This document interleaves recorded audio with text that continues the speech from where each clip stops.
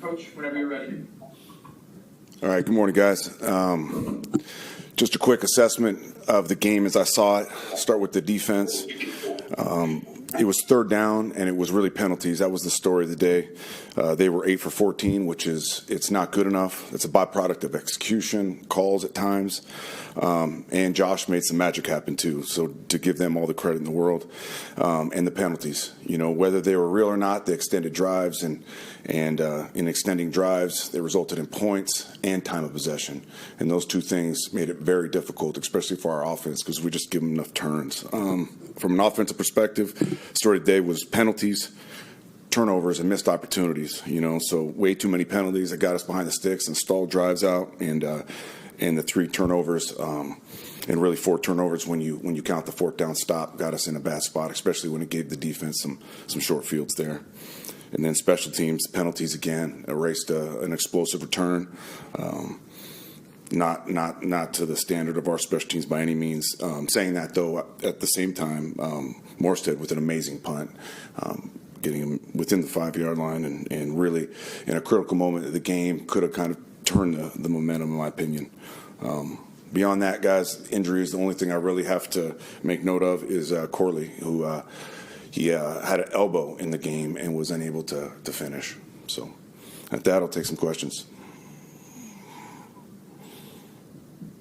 What do you think has been about this team that is unable to finish drives, finish games? Like, what missed? Yeah, I wish I had the answer to that.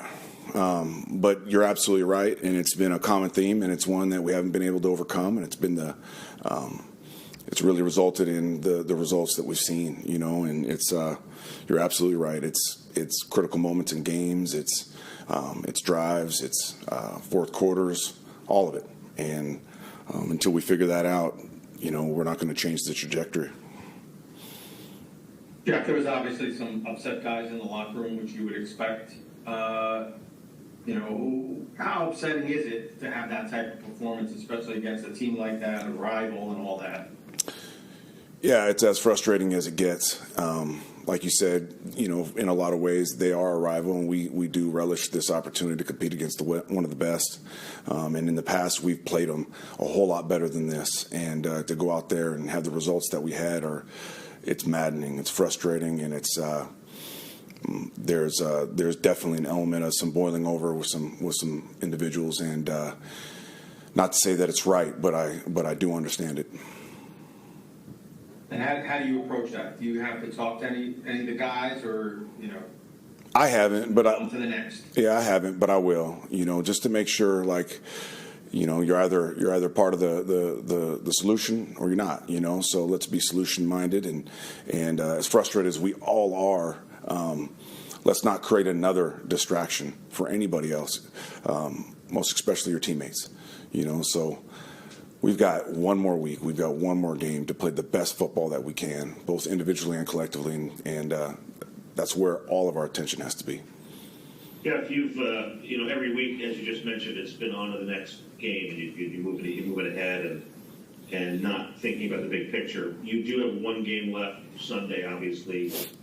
Because of that, and this is it. Is there a feeling about the end of all this settling in right now for you? Obviously, it's been a whirlwind few months for you. In all honesty, I'm not there at all. This team, this coaching staff, they deserve everything that I got. So the entirety of my focus is going to be on this game and finishing in the right way for these guys. Jeff, Sauce said after the game that he thought some guys might have checked out in the game yesterday. Did you feel that way? I did not, and I took a real hard look at the tape in all 3 phases, and I was looking for that, and in moments like this, I think it's a great opportunity to really evaluate the character of a man, and the truth is I couldn't find it. I couldn't find a lack of effort and strain. I couldn't at all, Did we lack execution? Absolutely, and did we miss opportunities and we not play to the standard of this organization? Absolutely, we did not do that, But as far as the effort, strain, finish, I still felt it was there.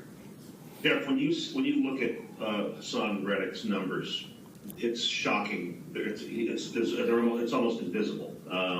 How do you explain that? He's played 9 games. He's got a half a sack, 340-something snaps. I mean, he literally has 2 quarterback hits. This was a guy that's got 50-plus sacks in 4 years. What's happened with him?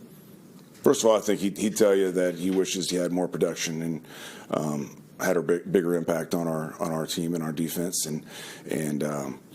And saying that at the same time, could I have helped him with calls? There is absolutely no doubt. And there was an element of getting accustomed to what we do, and didn't obviously have a training camp to do that and a preseason to get that accomplished. So we were a little behind from the jump.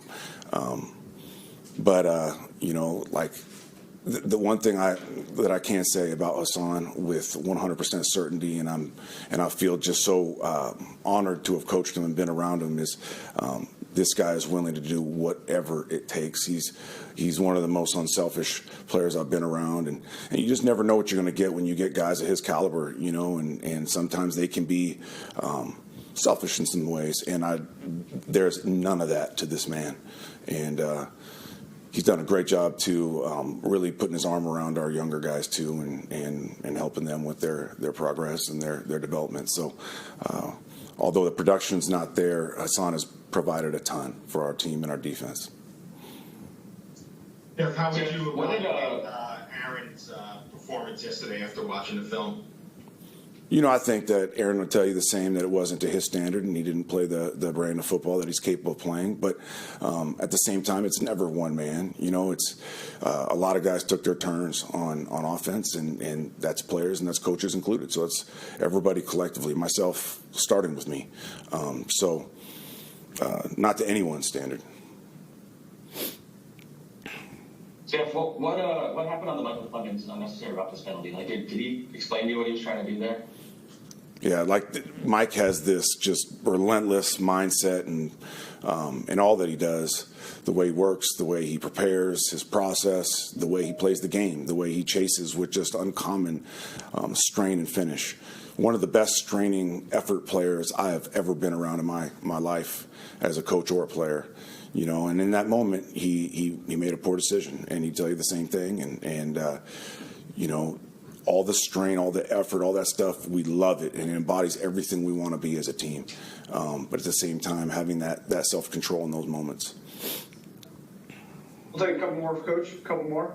Jeff, is your plan right now to stay as is all the way around? I know we've asked you in the past about going younger and even about Aaron and Tyrod. Is it the plan to just stick with everything? It is.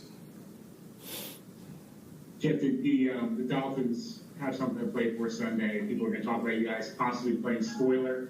Is that something that is a motivator for teams at this time of year, or is that more of a media discussion?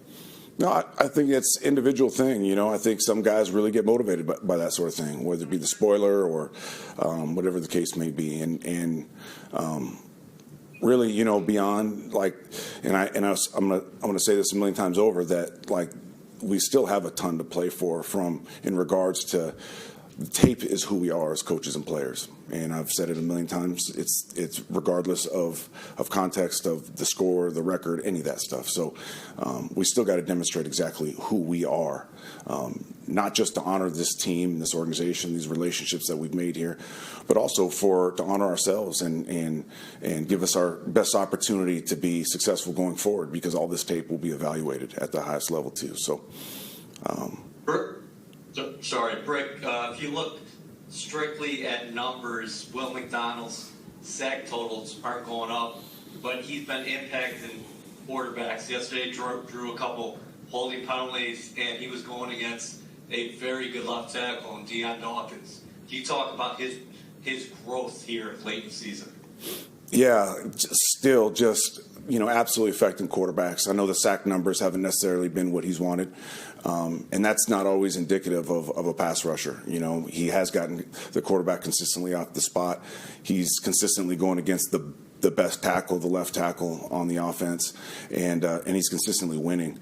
And that's all a byproduct of this process that, we spoke of before regarding him, especially this offseason. But throughout this season, I've really found him find a real defined process, which is always, that's a big transition from year 1 to 2, where you really become a pro and you understand exactly what it takes to be the best version of yourself. And I feel like he's getting so much closer to exactly what that looks like for him. And he's still, he's played well for sure, but there's still so much more in the tank for him, and just still so excited for his future and what he'll become. Where has he got better specifically in terms of technique in the pass rush moves? Yeah, I think it's less moves with him because his movement is freaky, as we all know. It's balance, his explosion, his speed, all of it, his ability to bend. He's got to continue to work on his power, and that'll come, because he's so dedicated now to the weight room and nutrition and all that it takes to become a more powerful player. So that's just a matter of time.